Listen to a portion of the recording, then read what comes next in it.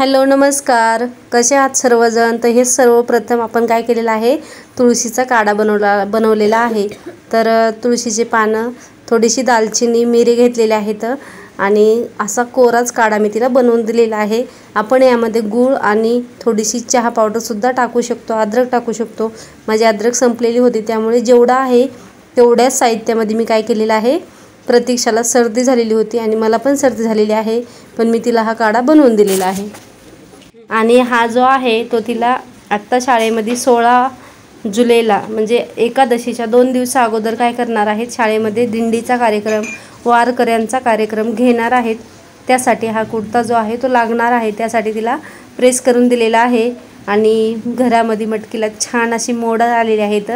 तर म्हटलं चला मटकी सकाळी सकाळी मुलींना डब्याला काय देवा हा विचार मला पडला होता, पण मग मटकी भिजलेली बघून म्हटलं चला मटकीची छान अशी हुसळ आणि थोडेसे आप्पे जे आहेत ते आपण रेसिपीसाठी बनवूया। तर ही रेसिपी मी झटपट केलेली आहे, कारण त्याला मी इथून मागे एकदा केले होते। त्यावेळेस मी काय केलेलं होतं, संध्याकाळी भिजू घातलं होतं आणि सकाळी उठून केले होते। त्यावेळेस रवा जो होता थोडासा जाड होता आणि छान झाले होते। तर म्हटलं चला आज पण आपण करूया। तर थोडासा मी काय केलेला आहे, 1 वाटी रवा घेतलेला आहे आणि त्यामध्ये थोडंसं दही घातलेलं आहे, थोडंसं कोथिंबीर, हिरव्या मिरच्या। त्या अगोदर रवा जो आहे तो मी निसून ठेवलेला होता, तर पुन्हा अर्धी वाटी त्यामध्ये ॲड केला आणि त्यामध्ये 1-2 मुंग्या गेल्या होत्या, तर त्या मुंग्या मी काढून घेतलेल्या आहेत। जातात कधी कधी, एखाद्या वेळेस होऊ शकतं असं। तर काय झालं होतं, ह्या मुंग्या मग कशामुळे गेल्या होत्या, तर देवापाशी जो प्रसाद ठेवला होता मी, त्या प्रसादाला मुंग्या झाल्या होत्या आणि त्या मुंग्या मी तो जो साखर आहे तो मी रव्याच्या भरणीपाशी ठेवला होता, तर त्यासाठी ह्याच्यामध्ये 2-4 मुंग्या गेलेल्या आहेत, त्या मी काढून घेतलेल्या आहेत। चला सर्वात अगोदर आपण रवा भिजवण्याची प्रोसेस करूया। भिजवताना आपण काहीही नाही टाकलं तरी चालतंय, खाली प्लेन पाणी टाकून आपल्याला काय करायचं आहे, भिजत घालायचं आहे। पाणी टाकता वेळेस ह्याच्यामध्ये कुठल्याही गुठळ्या वगैरे होऊ द्यायच्या नाहीत, व्यवस्थित हलवून ह्याला जसं पाहिजे तसं पाणी आपल्याला घालायचं आहे, म्हणजे की जसं बेटर तयार होतं त्या पद्धतीनं तोपर्यंत आपल्याला ह्यामध्ये पाणी घालायचं आहे। जास्त घट्टही नाही ठेवायचं आणि जास्त पातळ प्रमाणामध्ये पण नाही ठेवायचं। जास्त काही जामताम करायची गरज नाही आहे, ह्याला पटकन होणारी रेसिपी आहे आणि आपण इतर काम करत करत सुद्धा ही रेसिपी आपण करू शकतो। तर माझी काही चहापाणी झाली होती काही जणांची, आणि काही जणांची चहापाणी जी होती ती बाकी होती, ती करत करत मी ह्याला भिजत टाकलेला आहे। आणि रवा भिजत आहे त्याच वेळेस आपल्याला काय करायचं आहे, ह्याच्यामध्ये थोडासा खायचा सोडा जो आहे तो आपल्याला टाकायचा आहे आणि थोडासा ओवा। तर हे दोन्ही मी ह्याच्यामध्ये काय केलेलं आहे, टाकलेलं आहे। थोडंसं चिमूटभर प्रमाण आपल्याला घ्यायचं आहे, जास्तीचं नाही टाकायचं आहे। आणि आपलं रवा वगैरे जर जास्त असेल तर तुम्ही जास्तही घालू शकता। आणि इथे काय केलेलं आहे, ह्याच्यामध्ये तुम्ही कांदा टमाटासुद्धा घालू शकता। टमाटे माझ्याकडे नव्हते आणि दुकानावरती आणायला मी पाठवलं होतं, पण व्यवस्थित नव्हते म्हणून आणलेले नाही येतं। तर हिरव्या मिरच्या ज्या आहेत त्या खुडून टाकण्याऐवजी मिक्सरला थोड्याशा आबड-धोबड जे म्हणतो ना आपण, त्या प्रमाणामध्ये ग्राइंड करायच्या। चवीपुरतं मीठ आणि हळद घालून घ्यायची आहे आणि व्यवस्थित असं आपल्याला काय करायचं आहे, हे बॅटर जे आहे ते मिक्स करून घ्यायचं आहे आणि थोडंसं दही यामध्ये आपल्याला घालायचं आहे।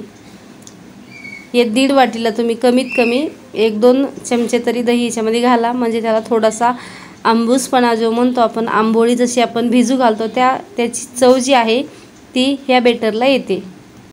सर्व मटेरियल टाकल्याच्या नंतर सुद्धा ह्याला आपण 5-10 मिनटं बाजूला ठेवू शकतो झाकून, म्हणजे व्यवस्थित हे फुगतो रवा आपला आणि जे बेटर आहे ते व्यवस्थित छान तयार होतं।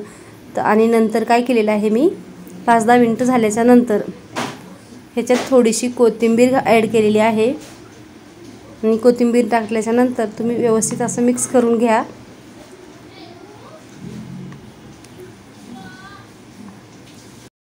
इथे काय झालेलं आहे, पाऊस जो आहे तो सकाळपासून चालू होता, तर मी कपडे धुवायला लागले होते। म्हटलं चला अगोदर कपडे धुवून घ्यावे, म्हणजे पावसाच्या दिवसात काय होतं ना, कपडे वाळतच नाहीत, कधी कधी 2-2 दिवससुद्धा कपडे वाळत नाही आहेत।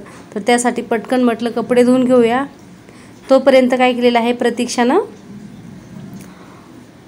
पहिला जो हे आहे ना, आप्याचा जो पहिला घाणा आहे ना तो तिनं घातलेला आहे आणि मी तोपर्यंत कपडे धुवून घेतलेले आहेत।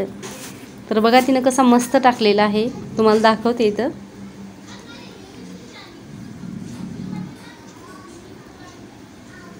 तेल वगैरे ही जी भांडं आहे ना ते व्यवस्थित धुवून तेल वगैरे लावून घेतलेलं आहे तिनं आणि एक एक चमच्यानं असं जसं पाहिजे तसं ह्याच्यामध्ये सर्व केलेलं आहे.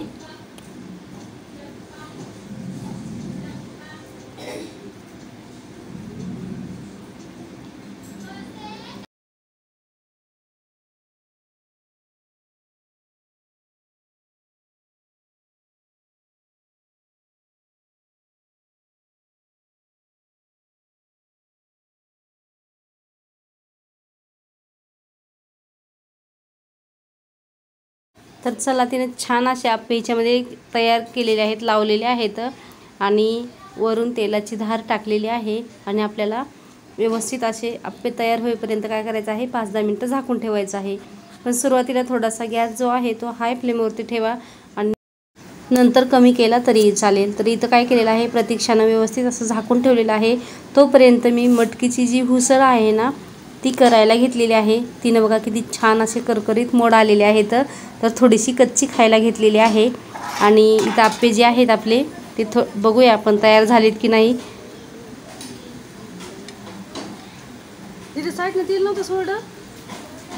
ज्यावेळेस चांगले तयार होतात ना त्याच वेळेस पटकन निघतात. तयार जर नाही झाले तर निघत नाहीत पटकन आप्पे. आपण कितीही प्रयत्न करा मग ते चिटकून बसतात. तर हे झालेले नाही आहेत, मी बघितलं ट्राय करून पण झालेले नाही आहेत. तर त्यासाठी हे निघत नाही आहेत. मध्ये जसा गॅस लवकर पोचतो आणि पटकन होतात तसे साईडचे जे आहेत ना ते पटकन होत नाहीत. त्यासाठी थोडासा वेळ द्यावा लागतो ह्याला. पहिला ज्यावेळेस टाकला त्यावेळेस पटकन बघितलेला आहे आणि पटपट आम्ही काढायचा प्रयत्न करत आहोत. पण पटकन हे झालेच नव्हते तयार, त्यासाठी पटकन निघत नव्हते आणि आम्ही मात्र जास्त घाई केली काढायची. फक्त मध्ये जो झालेला आहे तो पटकन निघलेला आहे. तर हे बघा झाल्याच्या नंतर तुम्हाला दाखवते सर्व व्यवस्थित काढून. तर असे छान हिरव्या मिरचीचे जे आप्पे आहेत ना ते मस्त आणि व्यवस्थित झालेले आहेत. मग आपली मटकीची सातळसुद्धा एकीकडे तयार झालेली आहे. आणि मग दुसऱ्या घाण्याला मी काय केलेलं आहे, पटकन होण्यासाठी गॅस जो आहे तो फुल ठेवलेला आहे. त्यासाठी ते पटपट झालेले आहेत. पण डागणे जे आहेत ना ते जास्त पडलेले आहेत. बघा कसे व्यवस्थित मस्त निघता येतं पण ह्याला जास्त डागणे पडलेले आहेत. त्यामुळे ह्याला जास्तही गॅस जमत नाही आणि कमीही जमत नाही. कमी केला की पटकन निघत नाहीत आणि जास्त केला तर असे चिटकून हे डागण्या पडतात ह्याला, म्हणजे थोडंसं करपल्यासारखं वाटतात. पण करपत वगैरे नाही येतं, छान लागतात ह्याला. तुम्ही ह्याला टमाटर सॉस किंवा शेजवान चटणी वगैरे ह्याच्यासोबतसुद्धा खाऊ शकता आणि मटकीची उसळ वगैरे सुद्धा खाऊ शकता. तर इथं आपले आप्पे वगैरे तयार झालेले आहेत आणि इथंच मी व्हिडिओचा आता एंड करते. व्हिडिओ आवडला तर नक्कीच लाईक, शेअर आणि सबस्क्राईब करा. तर पुन्हा भेटूया अशाच एका नवीन व्हिडिओमध्ये. तोपर्यंत